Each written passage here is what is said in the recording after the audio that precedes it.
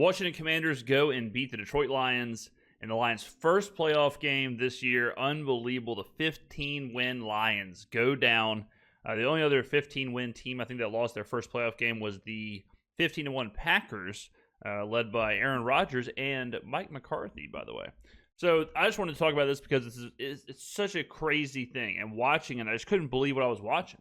And we talked about this last week after the Commanders beat the Bucks.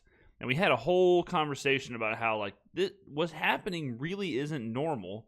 And what's happening is kind of breaking the NFL. And it's kind of breaking how, not only I think how offenses approach possessions, but how defenses approach possessions. And, you know, there's also a wrinkle to this of, well, is it the way Washington is doing things, or is it Daniels? And it might be a blend, honestly. But we're going to kind of dig into this and dig into some analytics. But yes, ladies and gentlemen, RIP my 12-1 Detroit Lions futures. I had them to win the Super Bowl. Multiple tickets before the season started, 12-1. I mean, just disgusting, despicable. Really, really, really tough loss. So sucks, but it is what it is. We will march forward. We will continue. All right, so let's talk about the actual Lions-Commanders game. So basically, this game came down to the fact that the Lions could not make a decision on how they were going to stop Daniels. And no matter which way they went, it didn't work. So the first plan, I think what Aaron Glenn does and what he came into this game doing was, we're going to blitz them. We're going to blitz them. We're going to make them uncomfortable, and that's just going to happen. So if we take a look at kind of what they did against the blitz, there was not a single blitz that Detroit sent that resulted in a negative play. Not one, okay? So when he was blitzed, he had completions of 24, 13, 11, 58, 38, and a QBR of 99.4 against the blitz. All right, we look at this again. This is next-gen stats. Against the blitz, 12 for 16 for 191 yards with a plus 7% completion percentage over expected. Then we got when he's under pressure, 7 for 9, 109 yards with a 17.6 plus percent completion percentage over expectations. Sacked 0 times. Okay, so the blitz doesn't work. Bottom line, Glenn's blitz didn't work, which means, okay, well, we can't blitz him. So what's the other option? The other option is we just sit back. The other option is we just sit back, keep everything in front, and give him a clean pocket. Well, that's sure as hell not going to work, because then that allowed Daniels to run around and get 3-4 yards whenever he wanted to. And then Quinn says he's so confident in his offense, and he's so confident in their ability to get basically anything under 5 yards. Look at this. This is, again, from Next Gen Stats. This is the fourth down decisions from Dan Quinn last night. 4th and 2 on the Detroit 13 in the fourth quarter, 8 minutes left. He goes for it. Now, if you look at the recommendation, it shows you what the analytics would say, right? They always show on the bottom of the screen. Analytics say to go for it. Analytics say to punt, whatever. That one's a toss-up. Next one, at the Detroit 5, 4th and 2, in the fourth quarter, 14 left. Go for it. That's the correct call as far as the analytics. Another one on the Detroit 16, 4th and 2. Go for it. The analytics say no, kick a field goal. 4th and 11. This one he punted. That one's a little easier. 4th and 3 on the Detroit 9 in the second quarter. He decides to go for it. 4th and 10. Again, this one's a little easier. It's a field goal. 4th and 1. Of course, they go for it. And that's the one they didn't get, right? That's the one. That was the Marcus Mariota one where he got stuffed. But it shows you that unless it's pretty obvious, unless it's just like you have to punt here or you have to kick a field goal here, if it's relatively manageable, they're going for it. And they are very confident in their ability to pick it up. And that really puts a strain on the defense for a multitude of reasons. One, it doesn't get them off the field. So we saw this against the Bucks. We saw this against the Lions. You could see it. Like, you could just see the defense get a third down stop. It's 4th and 2. They should be celebrating. They think they should be celebrating. They're back on the field. and then they give up a first down or whatever, and it's an absolute backbreaker. Then we saw the 12-minute on the field penalty. The only reason that's even happening is because they're going for it, when 99% of teams would not go for it. Now, previously, I said that a lot of this was Daniels running on 3rd and short, 4th and short. So this is a concept that they had on the 4th and 2 on whatever it is, the 14 or the 13. So let's take a look at it. So it's just this is a classic mesh. Easy, like if you play Madden, this is pretty easy to distinguish here. And this is not Daniels like running for it and, the read option or the triple option thing they do. This is just mesh, find the guy, make the throw, and you look at it, boom, wide open. Again, pressure in his face. Detroit gets there. Like Detroit gets pressure there, and then he just easy throw and catch. Boom, 4th, all of a sudden, new set of downs. These kind of things, like, I don't care what team you are, facing this all game long, you are banking on them making mistakes. I mean, this is an unblocked guy. This guy's completely free, completely unmarked, completely unblocked. Going straight at Daniels. Doesn't matter. Could care less. Boom. Easy. Get some. So it's just unreal to watch. And what else it does is it makes it to where if Washington doesn't make a mistake, how exactly do you beat them? They're not punting, and they're not turning the ball over. Oh, and they're also holding the ball for 15, 16 play drives because they keep getting basically extra possessions. So if we look at the Detroit game, let's go here. So, all right, they start off, first thing they do, 8-play, 3-minute drive, turnover on downs. This is the Marcus Mariota whoopsie poopsie we talked about. So 4th and 1, Mariota up the middle, doesn't work out. Right there, you're thinking, all right, right there, we're thinking, okay, cool, Detroit's going to win. Detroit marches down the field, dominates, and then scores. Next, 10-play, 4-minute drive ends in a field goal. Detroit fumbles. Next, 11-play, 80-yard, 5-minute drive for a touchdown. Then this one's the big strike. This is the Terry McLaurin, like 59-yard. That's a little different. Another one, 7 plays, 70 yards, touchdown. Now, here's a very rare punt. This is the only punt of the game for them. Coming out of the half, 4 plays, 13 yards, punt. All right. Then you get 15 plays, 70-yard, 9-minute touchdown drive. Then you get an 8-play, 70-yard touchdown drive. Then a 7-play missed field goal. And again, this field goal is pretty obvious. Going up 3 scores, got to kick it. And then, the game's over. So you get one punt. You get one punt in there. If you look at the Commanders game, okay, it's going to look very similar, where they start off, boom, immediately. I mean, think about this. They go on the road and win 2 playoff games, win the first possession of both games. They go for it on downs and don't get it. So then what do we see?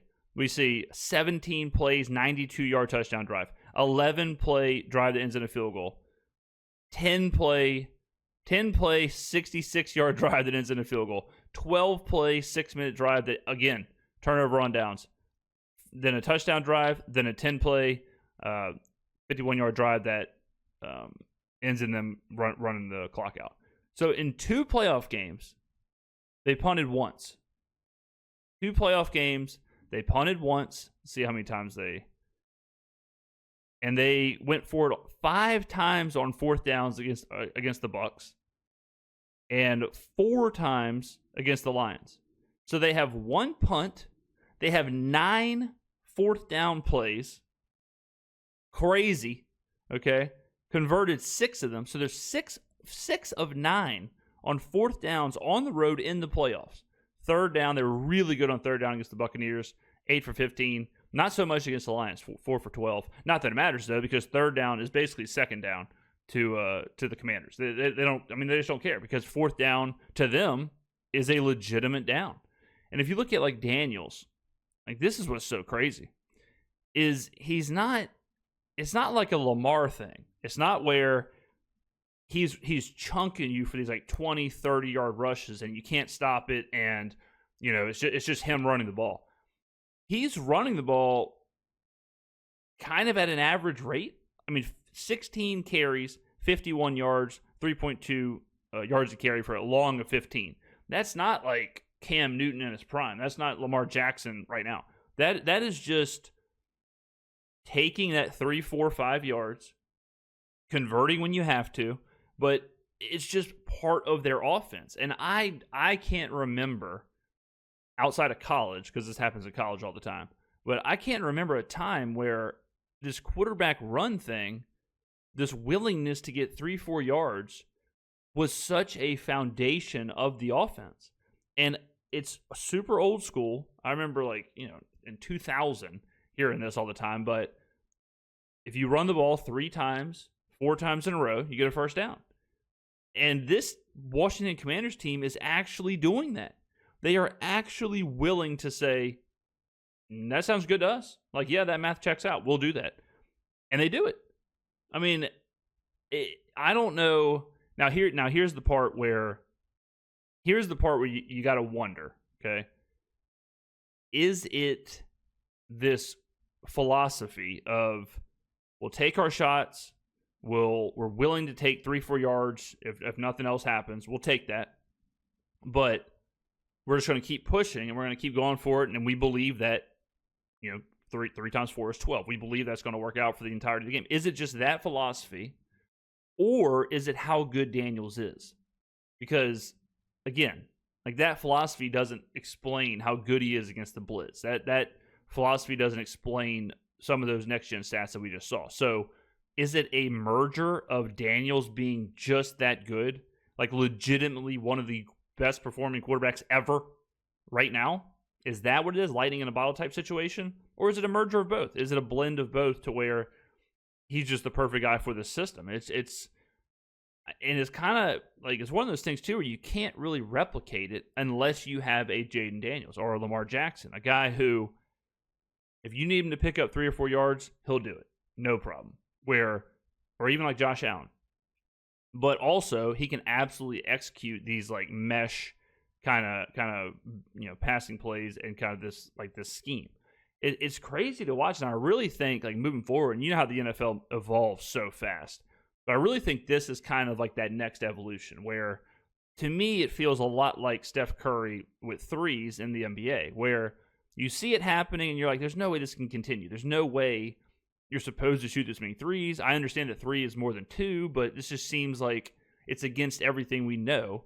Like, there's no way this can hold up. And then 10 years later, you're like, well, that worked. Like, that, okay, that built the greatest dynasty, one of the greatest dynasties in NBA history, and completely changed the game. I feel like this is one of those things where, I mean, I don't want to get ahead of myself. There's a couple games, but it does feel like this is something that will change. Like, the whole, I mean, like, what this absolutely does is it absolutely 100% eliminates the whole, like, take the points, punt the ball, you can't go for it here, too early in the game, momentum. It absolutely ends that conversation. Absolutely ends that. Like, what Washington is doing is proving that the old school mentality is no way correct. And it's insane that this team exists at the same time in the same league as some coaches and some teams who are so archaic. Like, out of all of these decision points that Quinn made, most of which aren't even considered correct. Like, it's kind of a toss-up. But he's just saying, whatever, balls to the wall, we're going for it. I mean, like, this one right here, field goal by 2%. Whatever, we're going. Like, it's just okay. So, like, this guy is kind of saying what I'm saying. It needs to evolve past analytics. Basically, 4th down needs to turn into just another down, except for certain specific situations like 4th and 10 at your own 20. And if you know you're almost always going to go for it, you should almost never have worse than a 4th and 2. And that kind of is exactly, I mean, that Taryn nailed it. Like, that is what I'm saying, where it's almost like, barring 4th and 12, 4th and 15, we're at our own 20, like, barring all that stuff, it's just another down, and we're just going to go for it. So if that is your mindset, then all of a sudden 3rd and 7, like, think about 2 different 3rd and 7s, okay? Think about 3rd and 7 with the Commanders and 3rd and 7 with the Saints. 3rd and 7 with the Saints, Dennis Allen was a coach, the Dennis Allen led Saints. Dennis Allen's the guy who's like, we're going to punt. If we don't get this, we're punting. So that makes that 3rd and 7 to where now you have to try and push the ball past the sticks. Okay. With Washington, 3rd and 7 is just a down. So they can get 3-4 yards, they can get 5 yards, they can get 7, 8, 9 yards if they want to, but they're okay with getting 4 or 5 yards and then going for it on 4th and 2. So just like that right there, you can see how different those downs are. Think about how much it opens the playbook. Think about how much easier it is to get 3, 4, 5 yards on 3rd and 7 than 7, 8, 9 yards on 3rd and 7 to get past the sticks. And then on one hand, you don't get it, you punt. On the other hand, it's 4th and 3, we know what we're doing. It's 4th and 2, we know what we're doing. 4th and 1, we know what we're doing. And the offense is just so efficient. Like that's the other part of this. It doesn't work if the offense isn't efficient. If you are not picking up 4th and 2, 4th and 3, 4th and 4, if you're not picking up 3rd and 2, 3rd and 3, if you can't do that at a highly efficient rate, then it doesn't matter, right? You're just turning the ball over a bunch.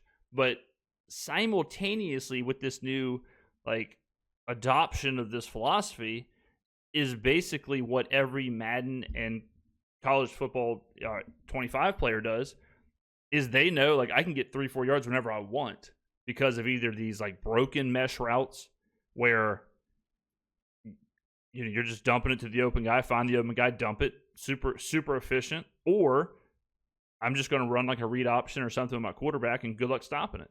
And when you watch the games, I play college football 25 all the time. If you want to watch me play, go subscribe to the channel. But I go for it all the time, no matter where I am on the field, on 4th and 4, 4th and 3, 4th and 5, because the option is kind of broken in the game, and I just run the option, and it works. It's just, and I know it's not right. I know it's I'm kind of breaking the game, but it works, and I win a lot of games because of it. That is this. They are taking the same mindset and the same strategy as a video game player, and they're putting it into real life, and they're putting it into this isn't week 4, okay? This is on the road against the 15-win Lions. You already won a playoff game, and this is what they're doing. They're saying, okay, we're going for it. Damn, we didn't get it. Okay, we're going to go for it again. Damn, we didn't get it. Yep, okay, we're going to go for it again. I've never seen anything like it, and I really think it's something where the NFL has to take a serious look at how they approach 1 through 4 on the downs. Because, I've been watching football for a long time, and most of the time, it's that 1 through 3, and then 4 is a special teams kind of down where you're either punting or kicking a field goal. Rarely you'll go for it. So is this a total shift of how the downs are looked at? Is this a total shift of just offense in general? Or is it Daniels is incredible right now? It's just kind of I don't want to say a fad, but it's just something where it's working now, but it's not going to work for everybody. And it almost seems unfair. And then I'm doing this a couple hours before Baltimore and Buffalo. But if you have Baltimore and Buffalo, or if you're those teams, you kind of have to do this because again, it's 4th and 2. How what are the actual chances if you run 10 plays on 4th and 2 with Buffalo and you call Josh Allen powers? How many times is he actually getting stopped? And in my head, I'm thinking maybe twice, maybe 20% of the time he doesn't pick up the first down. He doesn't get it. 4th and 1, a quarterback sneak kind of situation, a tush-push situation, is probably close to maybe once every 10 times, twice every 10 times you stop it. So if that's the case, just do that, right? Same with Lamar Jackson. 4th and 2, 4th and 3. Lamar Jackson, Derrick Henry, read option. How many times does it get stopped? Probably not that many. So if that's the answer, if the answer is, well, damn, we're actually converting 80% of the time, 75% of the time, let's just do that. So it's just, I really think we're at a seminal moment in the NFL because Daniels, so many teams have a Daniels-esque player. I mean, physically. I don't mean literally him, but Lamar Jackson's Daniels-esque. Josh Allen, again, these guys, Jalen Hurts even. These guys kind of can do what I'm talking about, where it's Derek Carr can't, Matt Stafford can't, right? They can't really operate the way I'm talking about. So I don't know. I mean, it's just something to think. I thought about this all night during the game and after the game. It's like we're seeing something here. We're seeing the Warriors shooting threes at an insane rate with an insane willingness. Like, that's the thing. Yes, the Warriors dynasty was great because of the way they made threes, but you could also argue that their willingness to take the three, the willingness to push, the willingness to take the three, the willingness to accept that shot early on, that was just as important as the execution. And we're seeing that here. So, I mean, look, if Washington is not punting and if they're not turning the ball over, they've punted one time in 2 road playoff games against 2 really good defenses.